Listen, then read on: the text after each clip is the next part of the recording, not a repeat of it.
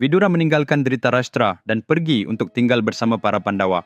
Para Pandawa sangat gembira dengan pergantian peristiwa ini, tetapi kebahagiaan itu tidak bertahan lama. Tanpa Vidura, Dhritarashtra tidak tahu bagaimana mengelola kerajaan. Bagaimanapun juga, Vidura adalah kekuatan Dhritarashtra yang sebenarnya. Saat Vidura meninggalkan saudaranya, Dhritarashtra menjadi lemah secara mental. Segera, Dhritarashtra mengirim pengawalnya ke hutan untuk memberitahu Vidura dengan mengatakan, "Kakakmu telah bersumpah untuk berpuasa sampai kamu kembali." Ketika Vidura mendengar hal ini, ia merasa, bagaimanapun juga, ia adalah saudara yang telah hidup bersamaku selama ini dan memutuskan untuk kembali ke Dhritarashtra. Namun, ia mengajukan satu syarat. Duryodhana tidak boleh pergi ke hutan untuk berburu. Dhritarashtra berjanji kepadanya, "Saya bersumpah tidak akan menyuruh anak saya berburu." Setelah itu, Vidura kembali kepada kakaknya. Sementara itu, Duryodhana terus mengulur waktu, menunggu saat yang tepat dan kesempatan untuk menghancurkan Pandawa. Ketika hal ini berlangsung, para Pandawa menghadapi masalah baru di hutan waktu makan. Sebagai orang kshatriya, jika mereka menginginkan sesuatu untuk dimakan, mereka tinggal berburu rusa atau burung di hutan dan menyantapnya. Tetapi para Brahmana yang bersama mereka adalah vegetarian yang ketat, dan mengatur makanan vegetarian untuk mereka terbukti cukup sulit. Selain itu, para raja dan rombongan mereka dari berbagai kerajaan sering mengunjungi para Pandawa di hutan sebagai bentuk kepedulian dan persahabatan, menjamu dan memberi makan. Semua tamu ini menjadi tantangan besar dan tanggung jawab itu berada di pundak Draupadi. Pada saat itu, persediaan biji-bijian dan makanan Pandawa hampir habis. Draupadi tidak tahu apa yang harus dilakukan. Bayangan bahwa ia harus menyuruh orang-orang pergi dalam keadaan lapar, terutama mereka yang datang untuk membantu, membuatnya sangat tertekan. Sebagai seorang ratu, ia sangat sedih karena berada dalam posisi di mana ia bahkan tidak dapat menyajikan makanan dengan baik. Pada saat itu juga, Resi Vyasa tiba di hutan dan memberikan nasihat kepada Draupadi, "Berdoalah kepada Dewa Surya, kamu akan menemukan solusinya." Dia melakukan apa yang disarankannya dan berdoa dengan penuh pengabdian kepada Dewa Matahari. Dewa Surya muncul di hadapannya dan memberinya Akshaya Patra, bejana yang tidak ada habisnya. Dia mengatakan kepadanya, keistimewaan dari bejana ini adalah bahwa pada saat waktu makan, tidak peduli berapa banyak orang yang Anda layani dari bejana ini, makanan tidak akan pernah habis, tetapi Anda harus menjadi orang terakhir yang memakannya. Setelah Anda selesai makan, makanan di dalam bejana akan menghilang. Makanan berikutnya akan muncul di dalam bejana hanya pada waktu makan berikutnya. Selain itu, kekuatan ajaib ini hanya akan bertahan selama 12 tahun yang kamu habiskan di pengasingan. Setelah mengatakan hal ini, Surya pun lenyap. Dengan adanya Akshaya Patra, para Pandawa tidak lagi memiliki kekhawatiran tentang makanan. Bahkan di dalam hutan, mereka hidup dengan cukup bahagia. Melalui mata-matanya, Duryodhana mengetahui bahwa para Pandawa dalam keadaan sehat dan puas sesuatu yang tidak dapat ia biarkan. Ia duduk bersama ayahnya, Dhritarashtra, sambil merencanakan bagaimana caranya agar mereka menderita. Saat itu, seseorang datang untuk memberitahu Dhritarashtra, yang mulia Durvasa Maharshi sedang dalam perjalanan ke Hastinapura. Mendengar hal ini, Dhritarashtra menoleh ke arah Duryodhana dan berkata, "Kesempatan untuk memenuhi keinginan Anda telah datang dalam bentuk Durvasa Maharshi." Ia tersenyum dengan bangga. Durvasa Maharshi segera tiba di Hastinapura. Ia terkenal dengan sifat pemarahnya. Bahkan bisa dikatakan bahwa ia terlahir untuk mengutuk orang karena banyak cerita yang menceritakan tentang kutukannya. Dhritarashtra menerimanya dengan penuh rasa hormat dan keramahan. Dan ketika Durvasa Maharshi akan pergi, Dhritarashtra meminta restunya. Kemudian Dhritarashtra memohon kepadanya, "Tuanku, seperti halnya Anda telah memberkati saya, mohon berkati juga anak-anak saudara saya, Pandawa, yang saat ini berada di hutan. Saya mohon, temuilah mereka, terimalah keramahan mereka, dan berkati mereka juga." Durvasa Maharshi setuju dan berangkat bersama rombongannya untuk menemui para Pandawa. "Saya akan mengirimkan kabar terlebih dahulu," kata Dhritarashtra, "agar mereka bisa bersiap-siap."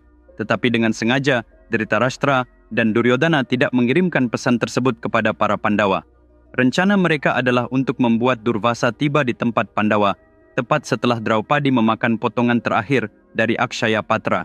Pada saat itu, tidak akan ada makanan yang tersisa untuk Maharshi dan para pengikutnya. Marah karena kurangnya keramahan, Durvasa dalam kemarahannya konon akan mengutuk Pandawa seumur hidup. Segalanya berjalan persis seperti yang direncanakan untuk mereka. Saat Draupadi menyelesaikan suapan terakhirnya, seorang utusan datang untuk memberitahunya, Durvasa Maharshi dan seluruh rombongannya sedang dalam perjalanan ke sini untuk diberkati oleh Anda. Teman-teman, percayakah Anda bahwa hanya dengan membaca satu cerita yang sangat menarik saja dapat mengubah hidup seseorang? Jika Anda membacakan cerita ini kepada anak-anak Anda, cerita ini dapat mengajarkan mereka semua nilai yang mereka perlukan dalam hidup. Percayakah Anda bahwa untuk setiap masalah yang Anda hadapi atau yang akan Anda hadapi, ada solusi yang tersembunyi di dalam cerita-cerita ini, menunggu untuk ditemukan? Itu mungkin. Hanya dengan kisah epik terhebat yang pernah diceritakan dalam sejarah umat manusia, Mahabharata. Kisah ini 100 kali lebih luar biasa daripada filem superhit manapun. Ini adalah sebuah tantangan. Mahabharata yang ditulis dengan gaya Vikramaditya tersedia dalam 2 bagian, dalam bentuk fisik dan e-book di Amazon dan 43 toko online lainnya. Buku ini juga tersedia di seluruh dunia dalam 54 bahasa. Saya telah menyertakan tautannya dalam deskripsi di bawah video ini. Segera pesan sekarang juga, karena ini bukan hanya sebuah buku, ini adalah harta karun dari semua yang Anda butuhkan dalam hidup. Ketika Draupadi mendengar bahwa Durvasa Maharshi sedang dalam perjalanan dan tidak ada makanan yang tersisa untuknya, rasanya seperti petir yang menyambar hatinya. Tidak ada lagi makanan yang tersisa di Akshaya Patra, pikirnya. Apa yang harus saya lakukan sekarang?